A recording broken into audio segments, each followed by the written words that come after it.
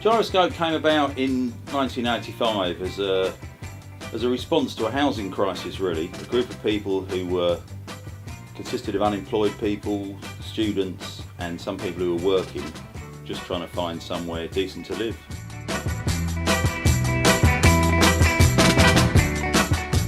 In that process, we thought beyond just housing ourselves and sort of started to come up with a rough design of Giroscope as something that would go on and house other people as well. It was staffed by a group of people who had no building skills and no business skills and were young and radical.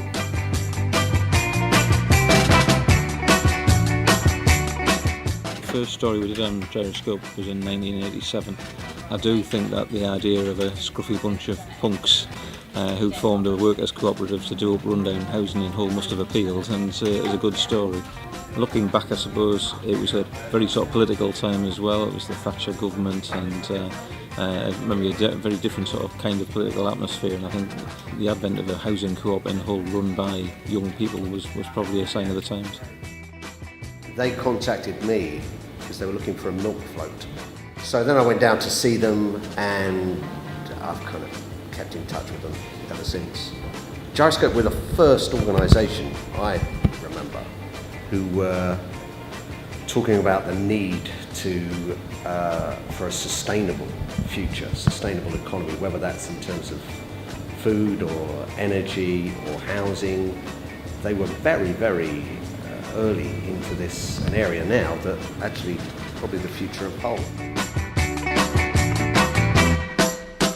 Now, 28 years later, obviously, I think we've still kept the initial spirit, if you like, of Giroscope, but the organisation has changed. We're no longer a workers' cooperative, but in reality, in terms of our pay structure and how the organisation's run, I don't think that's changed a great deal. We still do a lot of our management through meetings, and all our workers are involved in a lot of the decision-making processes in the organisation. I used to do the building work when they first started out years ago, and I used to thoroughly enjoy it. It was a great laugh. It wasn't like going to work. It was really good fun apart from anything else. It's progressed a lot, and it had to. It couldn't stay the way it was because it would have just stayed small or gone under. So it couldn't have stayed, you know, dreadlocks and bongo players forever, really, could it? I think one of the most positive ways we've changed is what we do. We do a lot better. We do our houses up to a higher standard, which means our tenants get a better service. We do the building work in a much more professional way, which means our volunteers get a much truer experience of what working life is like, and consequently people can come here and volunteer and end up going into trades or going to college. Been part of it for basically all my life, 21 years now. Like, my dad was one of the founding members, and my mum's also been part of it. And just last year I started volunteering here and worked my socks off to get an apprenticeship. So yeah, learned quite a lot.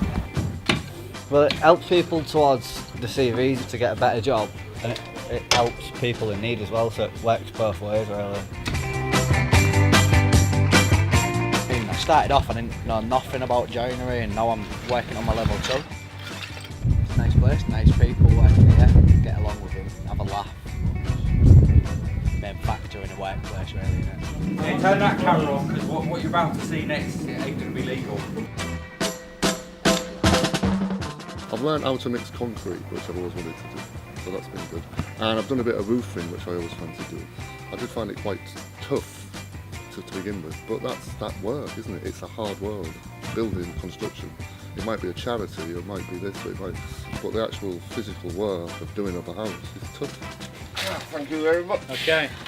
I've been in this building 5 years, yeah. They've been absolutely superb, accommodating everywhere really. Absolutely excellent landlords. You can ask more as a tenant really. It's more like a family when you go in there. You don't feel like you're interrupting anything. It's not like, does not feel like when you go there like it's a business. It feels more like some kind of, more like a charity, and everyone's really friendly, and that's what I really like about it. Right, come on in. What can we do you for? We want to continue to expand what we do. We want to involve more people in it. We want to create more jobs. We want to provide more housing. We want to keep Giroscope human-sized. We don't sort of have ambitions to be a 10,000 property housing association. That's not our dreams and our ambitions, but I think certainly Giroscope can be a lot larger and still keep the kind of spirit and the ethos that it's had right from the start, really.